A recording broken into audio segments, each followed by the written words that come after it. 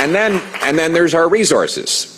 You know, people might say, well, how does developing our resources make life more affordable? Well, it's really simple. If we were selling more of our resources to the world, our dollar would be at par. And a stronger dollar would mean that absolutely everything that you buy that is internationally priced, that includes energy or food, would be significantly cheaper. That's one of the reasons why life is so much more affordable south of the border. They have a much stronger dollar.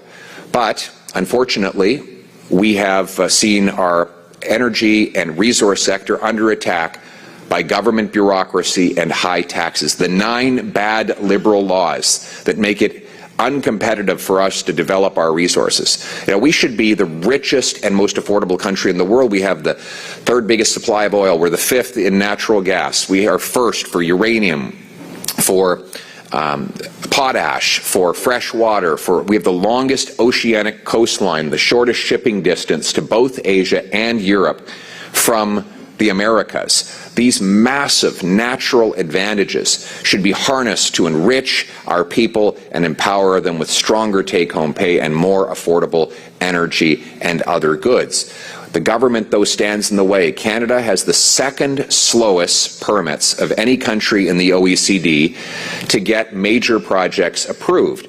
In fact, in Canada today, it takes 18 years on average to get a mine approved. 18 years. So if you had a child today, they would be age of majority before, and you applied for a mine at the same time as they were born, they'd be age of majority before the shovels ever get into the ground.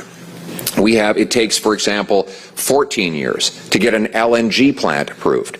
In the last decade, the Liberals have allowed only, well, it was actually approved by Harper. There's only been 1 LNG plant completed in Canada. There's been 8 south of the border in the United States. And in that same time period, the Qataris have doubled their natural gas production, and the Germans built an import terminal for natural gas within 194 days from concept to completion, not to permitting, to the thing being fully built. Here in Canada, as I said, it takes 17 years just to get the permit in the ground. So the problem? Too much bureaucracy. Mark Carney's solution? Add another bureaucracy. He's created yet another bureaucracy, a new bureaucratic hurdle for miners and oil and gas enterprises and other resource companies to jump through in order to get anything approved. And yet again today, instead of getting things done, Mark Carney was standing up doing photo ops, announcing that he's going to approve a bunch of projects that were already going to happen.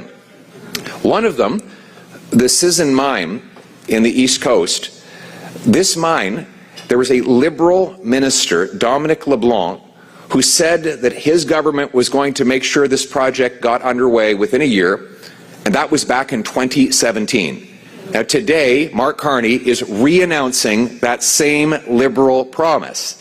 You know, most of these projects were on the verge of happening anyway, as they have already gone through years and years of Liberal bureaucracy. So Mark Carney is really, when it comes to getting projects approved, he's kind of like the rooster who thinks that he made the sun go up just because he crowed when the sun went up, right? He's not actually getting anything done. He's just showing up to take credit for things that were going to happen anyway. What we actually need the government to do is something very simple.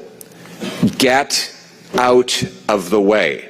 Get out of the way, remove the 9 Liberal laws that impose high taxes and bureaucratic delays. Get out of the way, repeal C-69, the No New Pipelines law, C-48, the ban on offshore oil shipping, the industrial carbon tax, the energy cap. Remove all of these obstacles so that our builders can build, our investors can invest, our workers can work, and Canada can take back control of its resource future. That's what the government needs to do.